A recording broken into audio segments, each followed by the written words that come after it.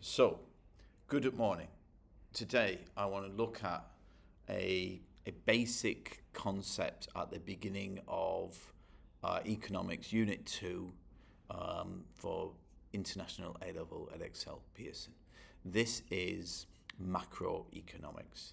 So, the first concept is what is the difference between microeconomics and macroeconomics?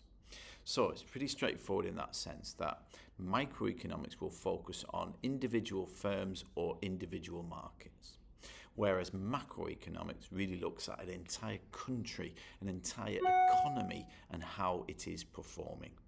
So we've got a certain type of measure for what is it about an economy that tells you whether it's performing well or not.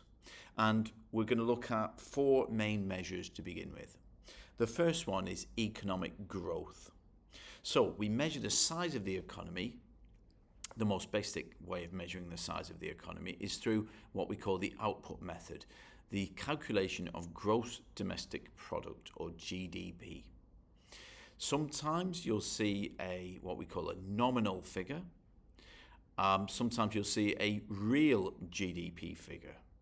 That means that inflation has been taken into account.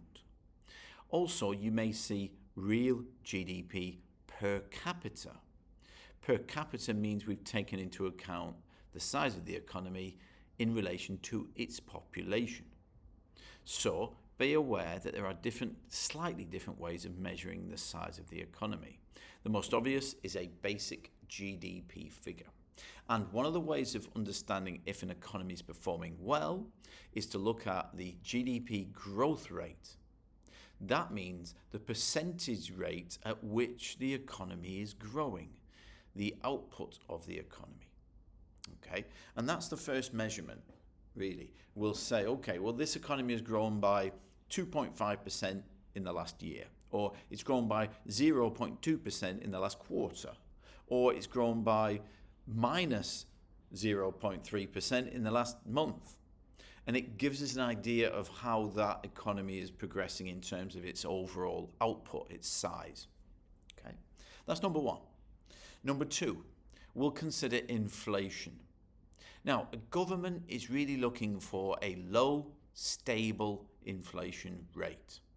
So if you think about inflation in the UK, it might be at 3.4%. If inflation in Germany is at 2%, or if inflation in Zimbabwe or Venezuela is at 80% or 100%, then we can see how well that economy is actually performing. What we would expect to see is a slow, stable rate of inflation. That means average prices in the economy are rising, but they are rising at a relatively slow rate. Next, we would also consider employment levels, or more accurately, unemployment levels. How much of the workforce is actually employed in a job? Are they in part-time work, full-time work? Are they on employed in certain industries? Are there certain industries where employment is quite low? This indicates structural unemployment, for example. So what we are doing here is we're thinking, okay, what is our population? That's number one. Number two, what is our labor force in relation to that population? Because those are not the same thing. So the labor force will be people that are willing and able to work and are actively seeking work as well. Okay. Now, there will be a percentage rate of workers in the labor force that are not currently employed but are seeking employment. And that is what we call the unemployment rate, or the rate of unemployment.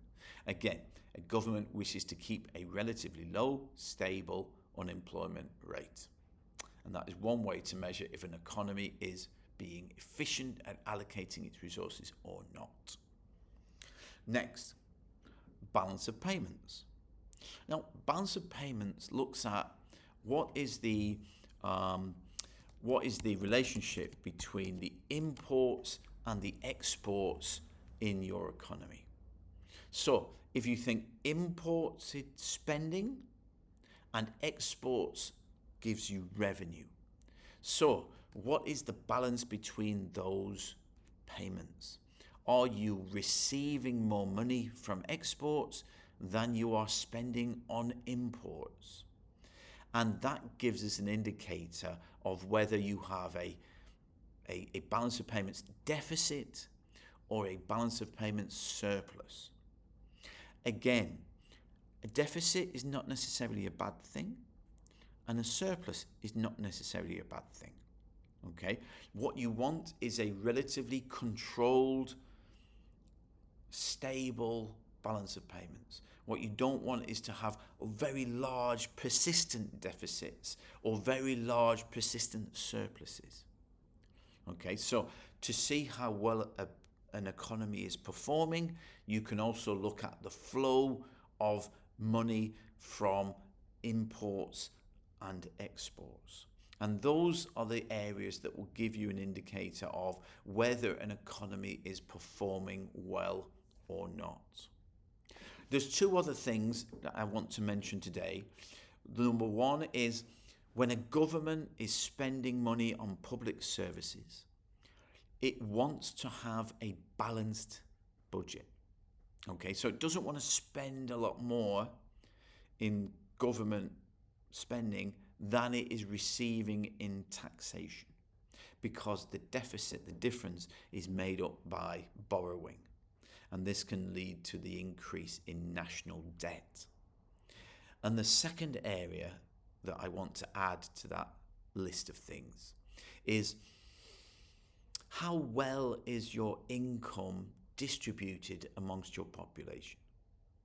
So, for example, if you look at some countries like Nigeria or a country like the United States of America, you might have very few people that control a large amount of wealth and a lot of people that have access to very small amounts of wealth. And that is about income distribution.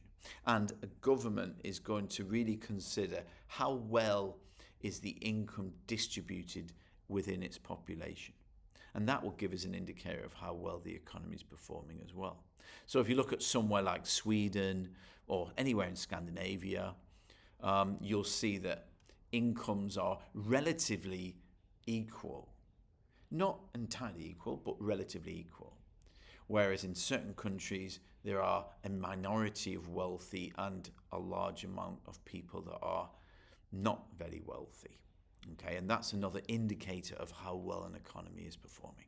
Okay, I'm going to leave it there for today. Don't forget to subscribe.